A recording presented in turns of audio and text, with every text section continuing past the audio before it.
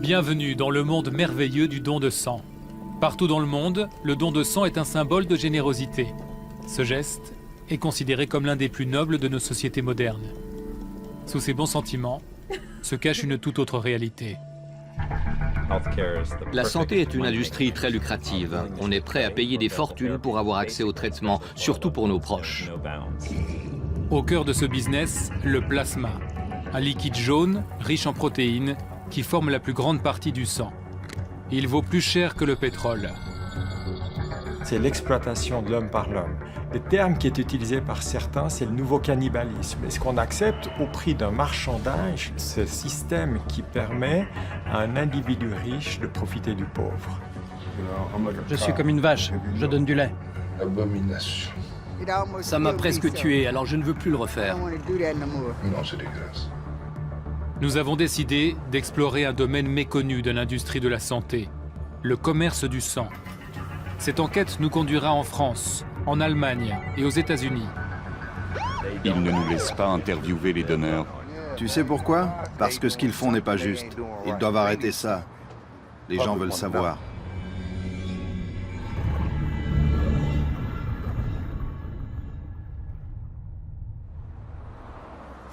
Aujourd'hui, Carlos vient donner son sang. Malgré son emploi du temps chargé, il se rend régulièrement dans ce centre de collecte de la Croix-Rouge, près de Lausanne, en Suisse. Il voit dans ce geste le signe d'un engagement pour la communauté. Bonjour. Plus de 100 millions de dons de sang sont collectés chaque année dans le monde. En 2015, la Croix-Rouge suisse a enregistré 311 000 dons. Ce chiffre est en recul chaque année. L'organisation est en campagne permanente pour recruter de nouveaux donneurs. Avec un message clair, donner son sang, c'est sauver des vies. C'est important pour moi de venir parce que je sais que je peux aider des malades. C'est vraiment le point important pour moi. C'est ma façon de pouvoir aider des gens. Oui, c'est possible. Mais plus qu'à gauche, à droite? Non, c'est égal. Alors, installez-vous où vous voulez. Et je vous bascule un petit peu en arrière. Je trouve que c'est quand même quelque chose de beau de pouvoir donner quelque chose, en tout cas qui est une partie de soi-même. Je vous mets à 16h. Et puis vous venez quand vous pouvez, il n'y a pas de souci. Le sang est un suc tout particulier, se réjouissait le diable de Faust. Mais il n'est pas le seul à s'y intéresser. La santé est aussi une industrie. Le don du sang n'échappe pas aux lois du marché. Voilà, ça coule bien. C'est tout bon. Merci. Je vais chercher le jus de raisin. Oui, volontiers. Avant de donner leur sang, ces donneurs suisses doivent remplir, je cite, un questionnaire médical et consentement éclairé. Une ligne à la fin du formulaire attire l'attention. En bas, en tout petit, il est écrit « Je suis conscient que certains composants de mon don peuvent être utilisés pour la fabrication de médicaments. » Cette ligne, peu de donneurs la lisent. Elle est pourtant fondamentale. La plus grande partie du sang est en réalité confiée à des entreprises privées. La Croix-Rouge ne s'en vante pas. On reçoit environ 320 000 donations par année. Il s'agit évidemment de dons complets, constitués de tous les éléments sanguins, plasma compris. Et qu'est-ce que vous faites de ce plasma ? Au contraire des autres composants du sang, seulement 20% de ce plasma est directement fourni aux hôpitaux. Ces 20% sont utilisés dans les hôpitaux pour soigner les patients qui ont subi d'importantes pertes de sang et qui ont besoin d'être transfusés. Les 80% restants sont utilisés par l'industrie du fractionnement. Il s'agit des sociétés pharmaceutiques qui utilisent ce plasma pour concevoir des médicaments dérivés du sang. L'industrie du fractionnement, ce sont des entreprises pharmaceutiques qui rachètent chaque année 80 000 litres de plasma à la Croix-Rouge. L'institution humanitaire qui a le monopole de la collecte en Suisse en retire près de 10 millions de francs par an. Les donneurs le savent-ils ?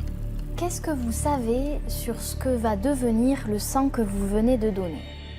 Bien, je dois dire que je suis plutôt innocent par rapport à ça. Je me renseigne pas énormément par rapport à ce genre de choses. Quand j'entends le mot don du sang, eh bien, c'est le fait que je vais donner de mon sang. Et puis après, ce que ce sang va devenir, eh bien, j'ose espérer qu'il soit utilisé dans les hôpitaux qui sont pas très loin de chez nous. Donc c'est un peu l'image que j'ai, moi, du don du sang. C'est une image un peu innocente. Première découverte, la plus grande partie du sang des donneurs est revendue à des entreprises pharmaceutiques. Et si l'industrie s'intéresse tant au sang de Carlos, c'est pour une raison bien précise. Sa partie liquide, appelée plasma, contient des protéines très recherchées. Elles sont utilisées pour produire des médicaments coûteux et très rentables. Qui sont les acteurs qui se cachent derrière cette industrie? Nous décidons de remonter la filière du plasma. Welcome to CSL Plasma. Typically, 57% of our blood volume is made up of plasma. Plasma is a strong-colored liquid portion of the whole blood that transports water and nutrients to all cells in the body. It is composed of approximately 90% water and 10% protein. Plasma also... L'industrie du plasma est gigantesque. Une poignée d'entreprises se partagent le marché mondial.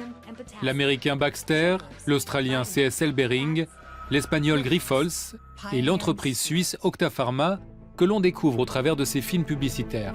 Octapharma's raw material is produced by the perfect bioreactor, developed over millions of years of evolution, the human body. Pour ces firmes, le plasma n'est rien d'autre qu'une matière première, qui plus est, très lucrative. Les professionnels utilisent le terme de fractionnement, du nom de l'opération qui transforme le plasma des donneurs en médicaments. Pour ce faire, ils collectent, congèlent et mélangent des milliers de litres de plasma humain. Ces sociétés règnent sur un marché de 17 milliards de dollars en forte croissance. Wolfgang Marger, le président et fondateur de la société suisse Octapharma, est un personnage très discret. Sa fortune est estimée à 6 milliards de dollars par le magazine Forbes. Voici l'une de ses très rares interventions publiques. Comment voyez-vous l'avenir? Ces médicaments sauvent des vies. Certains patients en ont besoin toute leur vie. Ils sont couverts par les assurances? Oui, ils doivent l'être, parce qu'ils sont très chers.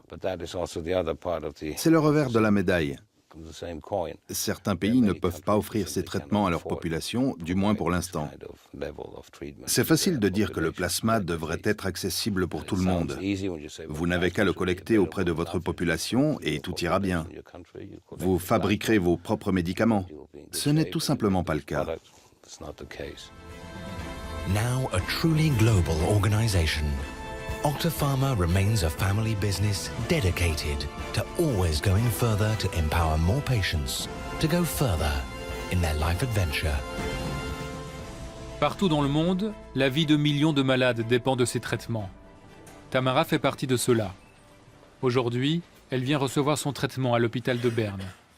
Elle souffre depuis l'enfance de déficits immunitaires qui provoquent des infections à répétition.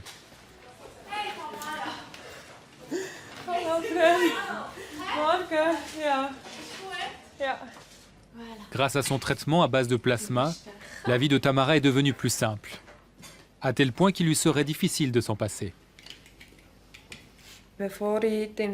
Avant d'avoir commencé à recevoir des transfusions, pendant 2 ans, je ne pouvais pas dire que j'étais en bonne santé ou que je me sentais bien. Cela a changé depuis, ne serait-ce qu'en termes d'infection. Je viens ici toutes les 3 semaines pour recevoir ma transfusion. Une session dure environ 3 à 4 heures. À proprement dit, c'est de l'immunoglobuline. C'est une partie importante du système immunitaire. Les anticorps qu'on ne peut pas fabriquer soi-même nous sont donc ajoutés extérieurement.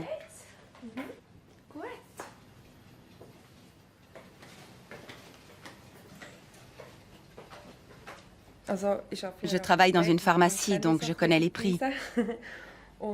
La grande bouteille coûte environ 1 500 francs et la petite environ 1 000 francs. Alors le total aujourd'hui, c'est environ... C'est environ 4 000 francs. Je suis reconnaissante à chaque personne qui décide de faire un don du sang. Pas seulement à cause de mon médicament, mais d'une manière générale. Et je tiens à rendre les gens de mon entourage attentifs à cet acte. Ma famille proche ou lointaine, mes connaissances. Est-ce que vous allez donner votre sang? Il faut sensibiliser les gens aux bienfaits du don du sang. D'où vient le médicament qui a changé sa vie? D'où vient le sang contenu dans ce produit? Vient-il de donneurs suisses? Pensez-vous que ce plasma provienne de Suisse? Je ne sais pas. Je dirais que non. Ou en tout cas pas uniquement. L'origine du plasma n'est pas publique. Cette information relève du secret d'entreprise. Nous partons chez Swissmedic. En Suisse, c'est l'autorité chargée du contrôle des médicaments, et ce faisant, de leur provenance. Chaque semaine, ces experts analysent les échantillons de plasma et de produits dérivés du sang qui seront distribués dans les hôpitaux. Et ça, c'est du plasma. Oui, ce sont des échantillons de plasma. Il y a du plasma dans chaque fiole. Les sociétés nous fournissent les échantillons afin que nous puissions les tester.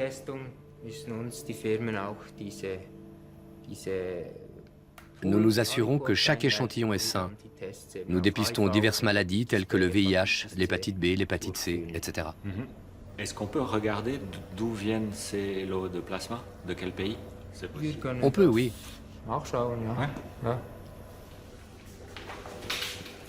Mais c'est pas pour le film. On peut pas filmer la page? Okay. C'est à la firme qui fournit le plasma. Ce document appartient à la firme.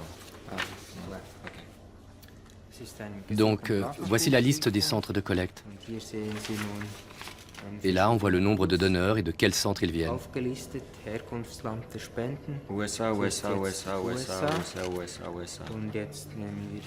Là, par exemple, on prend le numéro CU 14045. Kansas City, Chattanooga, Lansing, Louisville. Et on voit de quel centre cela provient. Oui. C'est bizarre. Et tous ces centres sont agréés par le plasma Masterfile de Swissmedic. Et c'est pourquoi nous les acceptons pour les tests dans notre établissement. Cleveland, West 25th Street. 48 donneurs. Cleveland, États-Unis, nous nous rendons sur place.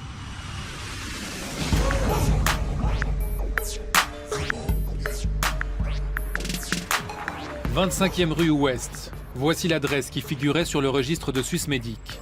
Une partie du plasma utilisé dans les médicaments vendus en Suisse vient donc d'ici. Ce centre de collecte appartient à la firme australienne CSL.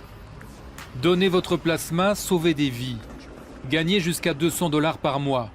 Partout, nous découvrons des messages publicitaires qui indiquent que les volontaires sont payés en échange de leur sang. Contrairement à la plupart des pays européens, les États-Unis permettent donc de rémunérer les donneurs.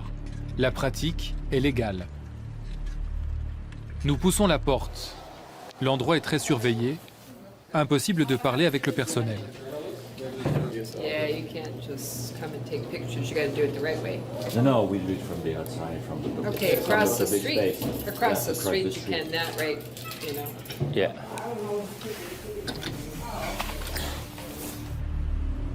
Le centre est installé dans une des banlieues les plus pauvres de la ville. Cleveland est une ville dévastée. La crise financière de 2008 lui a porté un coup fatal.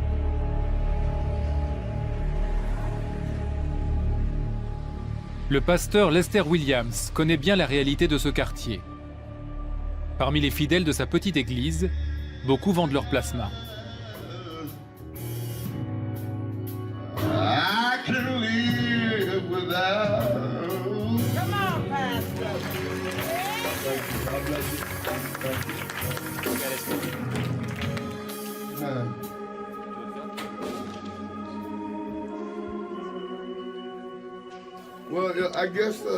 Vous savez, comme c'est légal, je n'ai pas de problème si c'est ce que les gens décident de faire.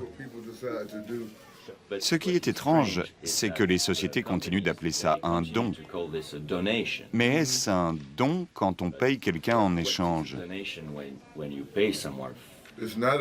Ce n'est pas un don. Ce n'est pas un don gratuit. Ils exploitent des gens en profitant de leurs conditions économiques. Ce n'est en aucun cas un don. Ils les payent. Et est-ce qu'ils facturent ensuite la Suisse pour ce plasma? Oui. Cela signifie qu'ils se font de l'argent dans les deux sens.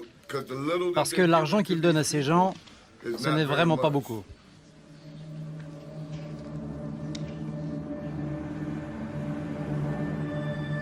À Cleveland, tous les leaders du marché sont représentés.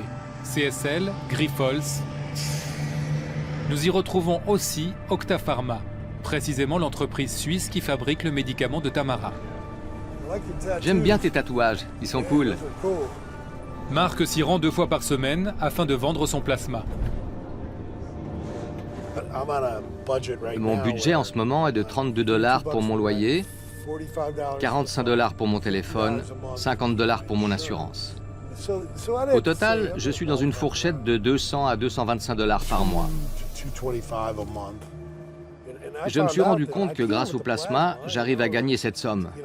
Le problème quand vous avez un budget serré, c'est que vous êtes très vulnérable. Nous aurions voulu accompagner Marc dans le centre Octapharma et parler avec ses responsables. L'approche s'avère impossible. L'hostilité augmente à mesure que nous approchons du centre. We're on public property. Is this private property? That is not. Follow my friend. Okay. Du coup, nous interrogeons des donneurs à la sortie du parking. Au début, c'était pour me faire un peu d'argent en plus. Ça m'aidait à payer mes factures, mais je suis devenu un habitué. Quand tu commences, tu reçois $50 pour tes 5 premières visites comme nouveau client. Ensuite, le mardi et le jeudi, ou 2 autres jours de la semaine qu'ils t'assignent, tu reçois $20 et $40. Vous donnez votre plasma depuis quand? Depuis 1 an. 1 an? Oui, 2 fois par semaine. C'est beaucoup. Ouais, c'est pas si mal, c'est cool. Ça aide. C'est bien pour ma famille. Tout le monde est gagnant. Personne ne fait ça pour des raisons morales. Personne. Personne ne fait ça pour aider des gens. C'est un effet secondaire si ça aide des gens. La mécanique est parfaitement rodée. Dès que la bouteille de plasma est remplie, l'argent est versé au donneur sur une carte de crédit.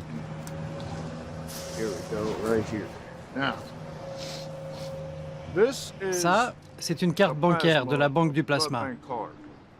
C'est comme une carte Visa classique. Ils créditent votre carte immédiatement après la collecte. Parfois, ils oublient de mettre l'argent sur votre carte. Et vous devez appeler le numéro sur la carte. Parce que si vous n'appelez pas, vous allez vous retrouver sans argent.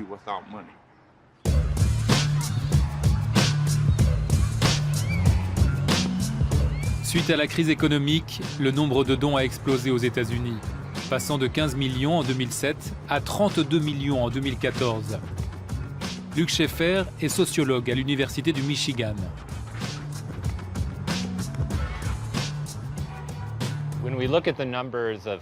Le nombre de familles qui déclarent gagner moins de $2 par jour et par personne, peu importe le mois, a plus que doublé sur une période de 15 ans. Et le nombre de familles qui utilisent des coupons alimentaires a triplé. La demande en matière d'aide alimentaire d'urgence explose. Tout pointe dans la même direction. Nous sommes entrés dans la clinique de dons de plasma un peu plus loin et nous avons demandé aux gens pourquoi ils étaient là. Ils ont perdu leur emploi et ils n'arrivent pas à retrouver du travail. Dans bien des cas, c'est l'unique source de revenus du foyer. C'est leur seule option.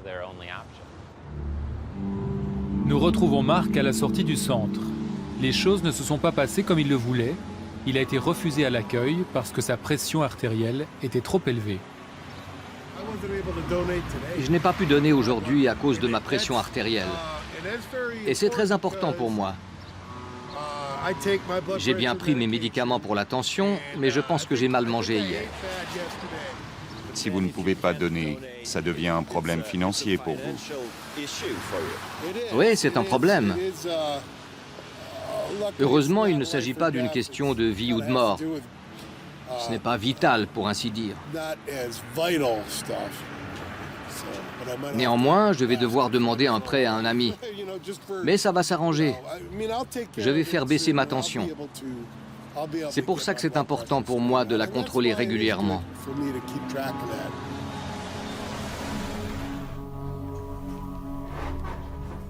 Nous l'accompagnons dans le petit appartement subventionné qu'il occupe depuis 1 an.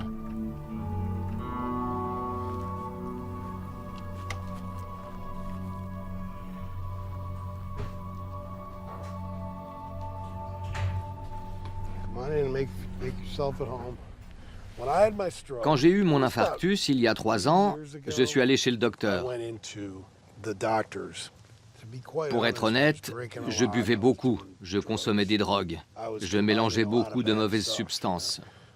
Le jour suivant, je me suis rendu à la Cleveland Clinic, l'un de nos meilleurs hôpitaux de Cleveland. Dans le monde des gens désargentés, vous êtes classé en fonction de vos revenus. Ça signifie que vous pouvez aller à l'hôpital et bénéficier de soins gratuits. Lorsque j'ai été reçu, la responsable m'a dit que j'étais très en dessous du seuil de pauvreté. Très en dessous? Vous savez, il y a en dessous et très en dessous. Ça m'a ouvert les yeux.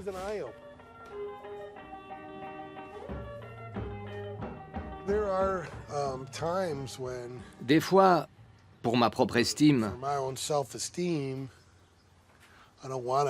je n'ai pas envie d'accepter de l'aide. Je veux pouvoir dire non merci. Fréquenter Octapharma, c'est gagner de l'argent facilement. C'est nécessaire. Du moins pour moi, c'est nécessaire.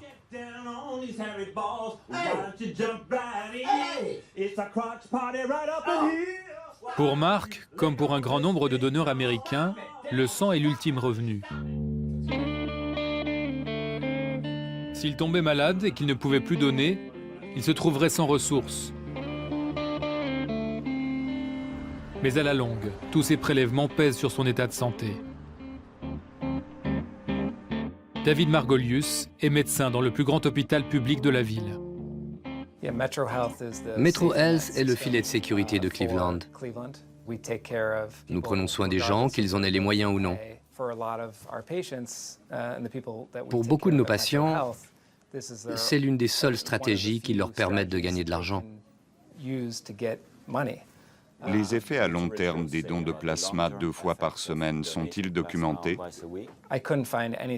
Je n'ai trouvé aucune documentation sur les effets à long terme. Je sais que mes patients qui sont donneurs de plasma sont fatigués. Ils ont des maux de tête, mais au-delà de ça, tout ce que je sais, c'est qu'à la Croix-Rouge, les dons sont mensuels, alors qu'ici, ils donnent 2 fois par semaine. Nous avons parlé aux donneurs. L'un de mes patients ne peut peut-être pas payer les factures de son téléphone portable ou son loyer. C'est plus problématique pour sa santé que les effets des dons. Parce que s'il n'a pas de téléphone portable, il ne peut ni trouver d'emploi, ni payer ses factures, et il mourra de froid. C'est un vrai dilemme.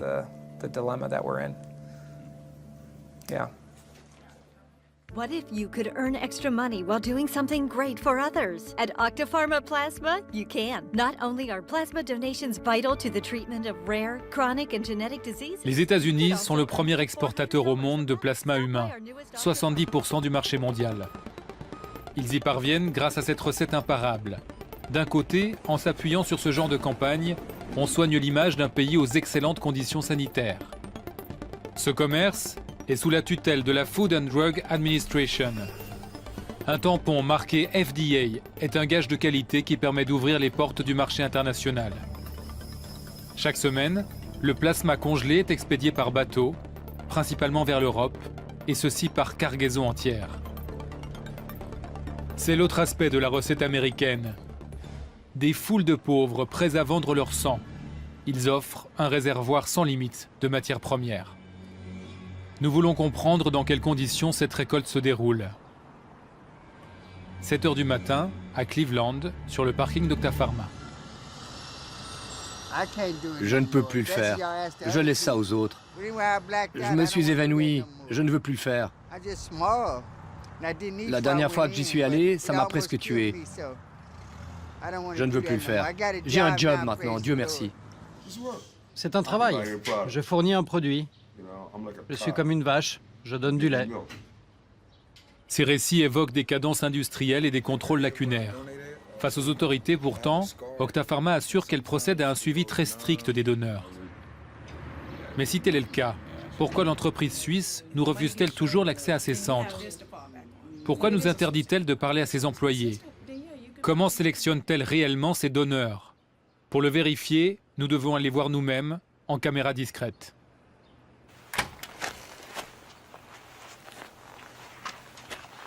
À l'intérieur, voici ce que nous découvrons. Ce sont des machines qui interrogent les donneurs. Les volontaires répondent aux questions médicales sur des bornes électroniques. Un seul examen physique, les employés mesurent la pression artérielle des candidats. Une précaution qui vise surtout à éviter que les donneurs ne s'évanouissent lors de la prise, ce qui ralentirait toute la chaîne. Dans la salle, on constate qu'aucun siège n'est vide. Les donneurs s'enchaînent sans récupérer. Une rotation incessante, 12 heures par jour, 7 jours par semaine. Dans ce contexte de contrôle sommaire, tout repose donc sur la parole donnée. Le don rémunéré présente un danger. Il incite les donneurs à mentir sur leur état de santé. La récompense attire aussi une population très à risque, qui a parfois des secrets à cacher. Ils vous demandent si vous avez couché avec des porteurs du sida, si vous avez des tatouages, des marques sur le corps.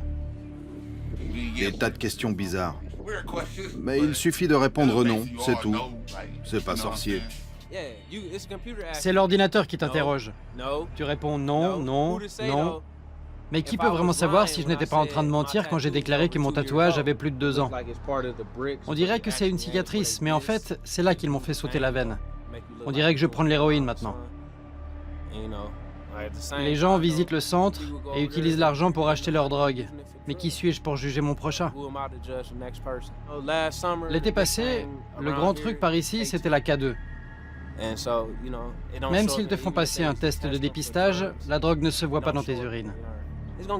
Ça va te faire planer pendant 3 à 5 minutes, et après, tu as besoin de la prochaine dose. Donc tu dois patienter quelques jours avant de pouvoir retourner chez Octaplasma.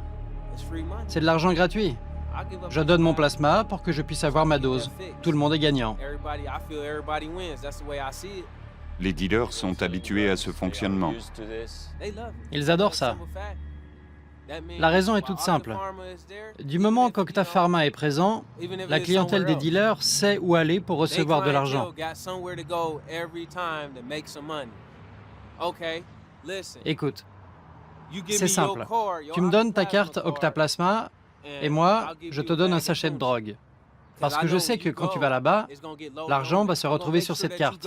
Mais je vais bien m'assurer que tu ailles au centre, parce que je n'accepterai aucune perte. Je vais t'emmener au centre et m'assurer que tu y rentres pour effectuer ton travail. Comme ça, je sais que je vais recevoir ton argent.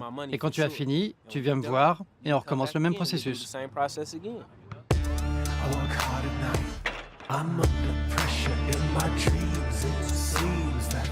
Ainsi, le business du sang attire le business de la drogue et tous les phénomènes qui y sont liés. Trafic, exploitation et au bout du compte la question des risques pour la santé des donneurs et des patients. Octapharma en est-elle consciente? Nous voulons demander à ses responsables s'ils ont observé des traces de drogue dans le plasma des donneurs. Toujours impossible de les approcher. La tension augmente. Le service de sécurité nous demande de nous éloigner. Nous obtempérons. Mais pourquoi notre présence est-elle aussi gênante? Ils ne nous laissent pas interviewer les donneurs. Ouais, tu sais pourquoi? Parce que ce qu'ils font n'est pas juste. Je ne sais pas ce qui se passe. Vous êtes des professionnels, vous venez filmer ici, vous voulez les interviewer. Qu'ont-ils à cacher? We're doing a TV documentary about plasma and plasma donors. Their complaint, they call a complaint that if they felt like you were harassing the donors coming out. Management just advised that they want you guys advised of trespassing, which means if you walk onto the parking lot, they will have their security sign charges against you guys for trespassing. Okay, that's fine. Very good. That's fine. All right, thank you. Thank you very much. Thank you guys very much. Thank you very much. De retour en Suisse, nos questions sont nombreuses. La rémunération, l'exploitation, les inquiétudes sur la santé des donneurs. Tout cela a-t-il des conséquences sur les médicaments que nous consommons? Quel contrôle avons-nous sur le plasma qui est importé? Nous commençons par retrouver Tamara chez elle. Nous lui présentons nos images. L'été dernier, le grand truc par ici, c'était la K2. C'est aussi fort que l'héroïne. Même s'ils te font passer un test de dépistage, la drogue ne se voit pas dans tes urines. Chaque fois qu'il a besoin de drogue, il va donner son plasma. Bon, je dois avouer que je suis un peu choquée. Oui, je peux concevoir que ces gens ont besoin d'argent et qu'ils vendent leur plasma. Mais ceux qui fricotent avec la drogue, je trouve ça violent.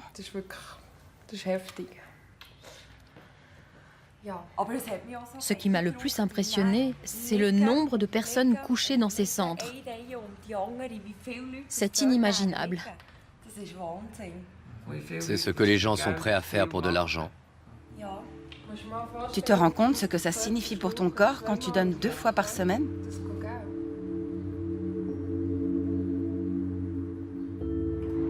Lorsque nous étions allés les voir, les experts de Swissmedic nous avaient assuré que le plasma des médicaments vendus en Suisse ne venait pas de donneurs rémunérés. L'origine du plasma est précisée dans ce document. On trouve d'où il vient, de quel pays, et s'il provient d'un don rémunéré ou pas. Et nous devons déclarer que c'est non rémunéré. Ça veut dire que ce produit vient des États-Unis de dons non rémunérés. C'est exact. Quand c'est écrit non rémunéré, c'est non rémunéré. Le don rémunéré est une industrie aux États-Unis. Oui, oui, mais le plasma que nous utilisons en Suisse provient de dons non rémunérés.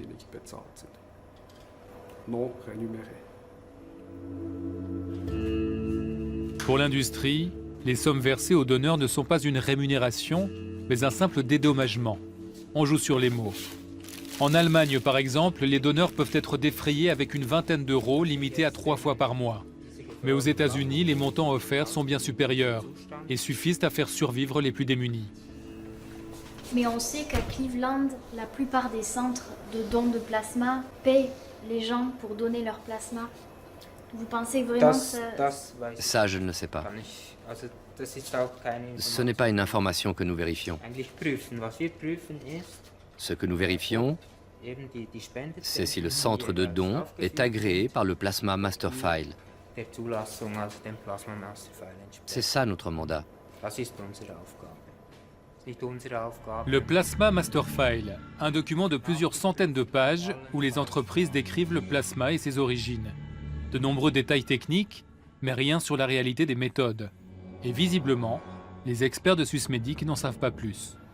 Vous avez déjà vu un centre de collecte de dons aux États-Unis, de CSL par exemple, ou de Octa Pharma? Non. Vous savez comment ça se passe là-bas? Non. Est-il logique que le régulateur se pose aussi peu de questions? L'autorité est maintenue dans l'ignorance par l'industrie qui se cache derrière le secret d'entreprise. Vous nous avez expliqué qu'il est possible. Le député socialiste Jean-François Steyert est l'un des meilleurs connaisseurs du système de santé en Suisse. Selon lui, le manque de transparence des entreprises pharmaceutiques est inacceptable. En général, une entreprise qui sent qu'elle commence à intéresser un peu le politique et ou les médias, soit elle se referme complètement, mais elle risque d'attirer beaucoup de soupçons, soit elle est intelligente et qu'elle commence à communiquer un petit peu ses données. Il faut des fois beaucoup de pression jusqu'à ce que ça marche. Opacité, profit, manque de surveillance. Dans quelle mesure la santé publique est-elle mise en danger par ce système? Quels risques fait-il peser sur les patients et les donneurs? Jean-Daniel Tissot, doyen de la faculté de médecine de l'Université de Lausanne, a longtemps dirigé le centre de transfusion de la ville. S'il se montre globalement rassurant, il pointe aussi les risques. Est-ce que d'un point de vue sanitaire, il y aurait une différence entre le plasma d'un Américain pauvre et celui d'un Suisse? Alors il n'y a aucun élément pour l'affirmer. Je ne pense pas, parce que les contrôles qui sont faits ou les techniques de préparation nous permettent de nous assurer à l'heure actuelle qu'on est capable de se débarrasser de tous les pathogènes. L'exception peut-être serait liée au prion, donc c'est cette protéine étrange qui est impliquée dans la maladie de la vache folle. Et là, les certitudes ne peuvent être mises sur la table. Le risque zéro n'existe pas, jamais.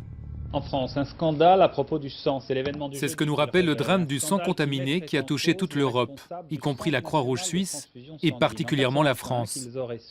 Dans ces locaux, on traitait le sang collecté destiné aux transfusions, un sang que l'on disait le plus sûr du monde. Mais en 1990, le scandale éclate, les responsables du CNTS sont poursuivis et condamnés pour avoir laissé écouler durant plusieurs mois des stocks de produits contaminés par le virus du sida, provoquant ainsi la mort de plusieurs centaines d'hémophiles et de transfusés. Suite au scandale, les contrôles sanitaires ont été considérablement renforcés dans le monde entier.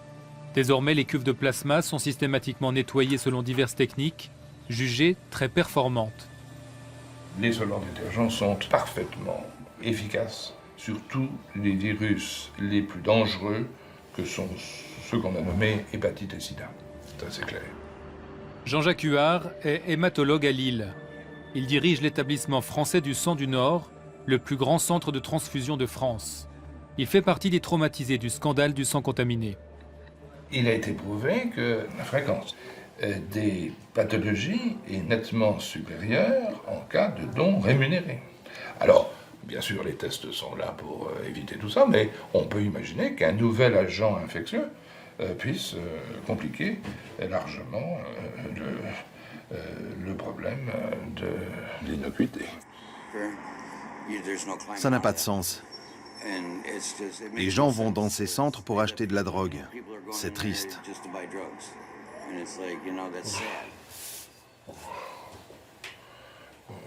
L'abomination. Non, c'est dégueulasse. Aujourd'hui, les contrôles sont jugés efficaces, du moins dans le spectre des risques connus. Mais il suffirait d'un nouveau virus qui passerait entre les mailles du filet et celui-ci se propagerait plus vite et plus loin. Mondialisation oblige. Le meilleur moyen pour réduire ces risques ne serait-il pas que chaque pays produise lui-même le plasma nécessaire à ses malades? C'est ce qu'affirme l'Organisation mondiale de la santé. L'autosuffisance des pays est l'un des objectifs que l'OMS soutient. L'autosuffisance n'est pas qu'un but en soi. Un système autosuffisant tend à être plus sûr et à fournir un meilleur accès aux dons de sang. Mais de nombreux endroits dans le monde ne sont pas autosuffisants et dépendent de sources de sang externes. Selon nous, c'est un objectif vers lequel une grande partie de la planète doit tendre, mais nous ne l'avons pas encore atteint. L'OMS peut marteler l'importance de l'autosuffisance, le marché mondial ne va pas dans cette direction. Les États-Unis exportent toujours plus de plasma, bientôt l'Europe ne pourra plus se passer de cette matière première à bas prix.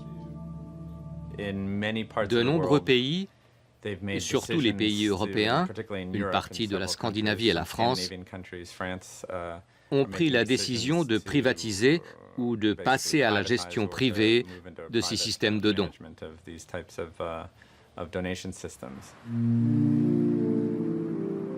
Même si les contrôles fonctionnent, les experts ne peuvent pas exclure qu'un nouveau virus se répande un jour. Cette crainte sanitaire est au cœur de l'actualité en France. En juillet 2015, Octa Pharma y a obtenu la libéralisation du marché. La firme suisse a été autorisée à vendre ses poches de plasma et ses médicaments dérivés du sang à tous les hôpitaux français. Jusque-là, c'est l'établissement français du sang qui en avait le monopole. Cette intrusion d'un acteur privé fait bondir Michel Moncellier, qui dirige la puissante fédération des donneurs bénévoles. Il y a besoin de beaucoup de sang. Oui. Et il y en a combien qui sont faits? Au niveau national, c'est 10 000 dons par jour. Mais je veux dire, enfin, c'est suffisant pour combler le... Complètement. Okay. On est toujours autosuffisant. Ouais. Souvent, les collègues, ils disent on n'a pas assez de sang, on a besoin de donneurs, tout ça. Enfin, moi, c'est le discours que j'entends. Il n'y a pas assez de sang, il n'y a pas assez de donneurs. Non, c'est faux. C'est faux. Aujourd'hui, on est autosuffisant en sang et on l'a toujours été depuis les années 50. Donc, il faut toujours renouveler le stock de donneurs, entre guillemets, parce que entre le moment où vous donnez une première fois, on a 60% des donneurs qui donnent une première fois qui ne reviennent pas au deuxième don. Et au niveau du plasma, c'est pareil, c'est... Le plasma, on n'est pas autosuffisant pour une bonne raison, c'est que c'est un marché qui est ouvert à la concurrence. C'est-à-dire? C'est-à-dire que pour fabriquer des médicaments dérivés du plasma, on a des intervenants étrangers. Ces intervenants qui sont des laboratoires pharmaceutiques, qui collectent eux-mêmes le plasma en payant les donneurs. Mais c'est illégal, ça. En France, c'est illégal. Mais les médicaments qui sont fabriqués à partir de ce plasma sont en marché libre en France. Donc 50% aujourd'hui des médicaments dérivés du plasma proviennent de laboratoires privés fabriqués avec du plasma rémunéré auprès de donneurs étrangers, que ce soit en Allemagne, en Tchéquie ou principalement aux États-Unis. D'accord. Le plasma, on ne considère pas forcément que c'est fait pour faire des médicaments. Or, il y a des gens, il y a des gens, il y a 500 000 patients en France qui vivent grâce à ces médicaments. Est-ce que vous pouvez nous expliquer ce qu'Octa Pharma a changé? C'est pas trop Octa Pharma qui a changé, c'est l'Europe qui s'est constituée. À partir du moment où on considère qu'une substance peut être qualifiée de médicament, la liberté de passage d'un pays à l'autre est acquise. On a très peu de temps. Je pense que maintenant, au deuxième semestre, on va rentrer dans le vif du sujet avec l'entrée sur le marché. Personne, je dis bien personne, malgré les affirmations qu'on nous fait aujourd'hui, n'est en mesure de nous prouver que le plasma qui va servir à fabriquer ce plasma solvant détergent provienne de donneurs bénévoles. Libéralisation du marché, risque sanitaire accru. Face à toutes ces craintes, que répond Octa Pharma? Après des mois d'enquête et malgré de nombreuses sollicitations, l'entreprise suisse nous refuse toute interview.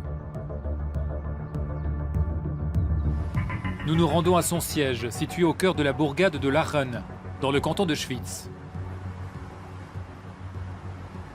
Je suis à votre siège de Lachen et j'aimerais beaucoup vous parler. Ah voilà, je crois que j'ai des collègues à vous qui arrivent là. Donc je vais parler avec eux et puis je vous rappelle. Je vous rappellerai, mais je pense que cette attitude est vraiment très... La meilleure chose à faire est de quitter l'établissement maintenant. Et ensuite, comme Thomas l'a dit, on prendra en considération vos questions et nous reviendrons vers vous de la manière la plus appropriée. Ok, alors vous répondrez à mes questions. Nous répondrons à vos questions. Vous venez de dire que vous répondrez à nos questions. Sur l'injonction de la police, notre caméraman quitte le bâtiment et nous coupons les micros. Le responsable de la communication nous invite à envoyer nos questions par écrit. Il promet qu'il les transmettra aux actionnaires. En clair, rien ne se décide sans l'aval de Wolfgang Marger, fondateur et unique propriétaire d'Octa Pharma. Une nouvelle fois, les portes de l'entreprise se referment. Nous avions une longue liste de questions à poser, non seulement sur les risques sanitaires, mais aussi sur les méthodes de la firme.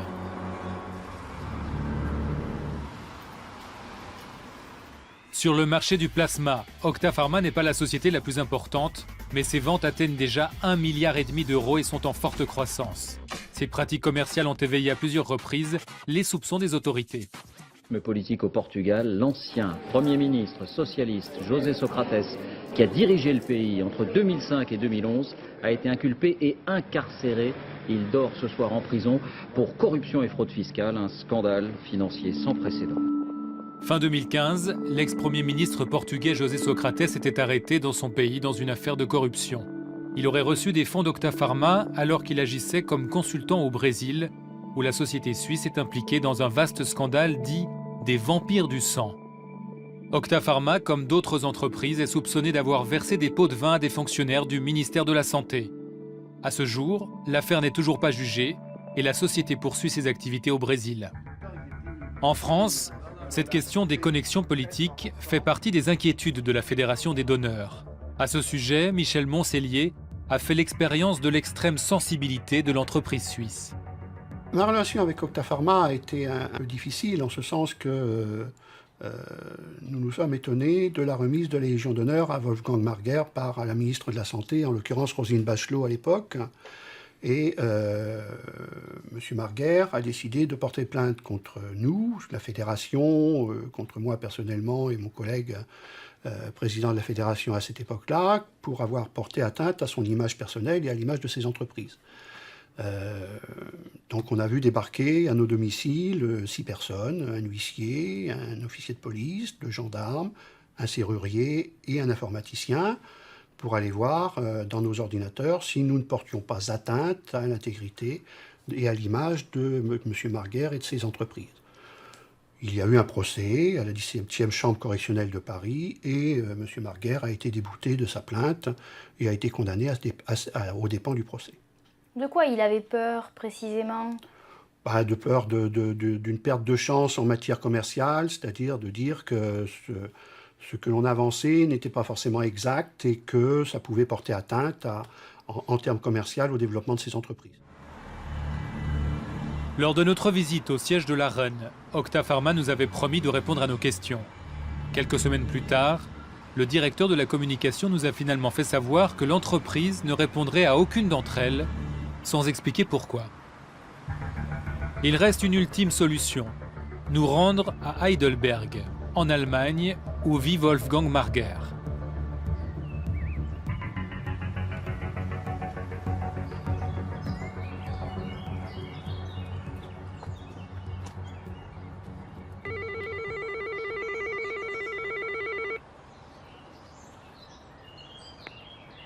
Hallo?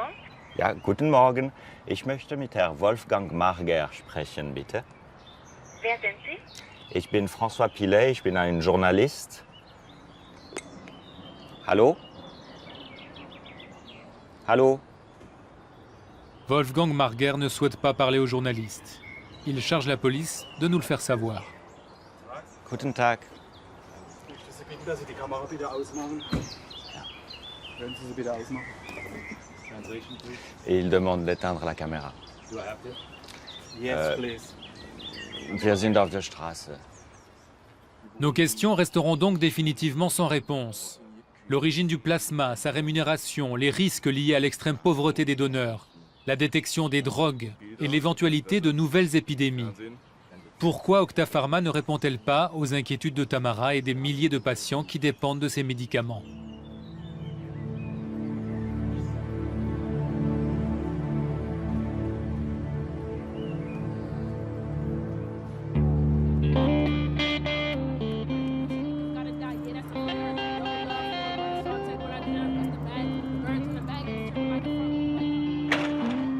Vu des trottoirs de Cleveland, ces questions paraissent bien dérisoires.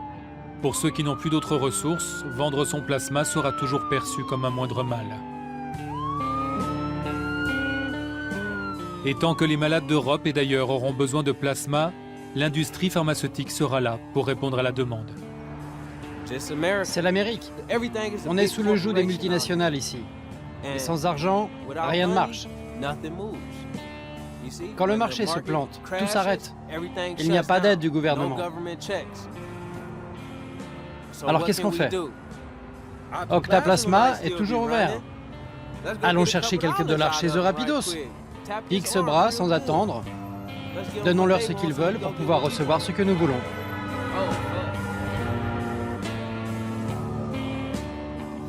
Marc est soulagé. Il a finalement pu donner son plasma et toucher ses $20. Comment était votre tension? Ma tension était plutôt bonne. Elle était plus basse qu'hier. Elle est passée à 129 sur 82. C'est plutôt bien. Qu'est-ce que vous allez faire maintenant? Vous voulez rentrer chez vous et vous reposer? Oui, je vais y aller doucement. Je vais rentrer. Je ferai peut-être une sieste. Ce genre de choses. Marc est uni par un lien invisible à Tamara. L'industrie du plasma a rendu leur détresse indissociable.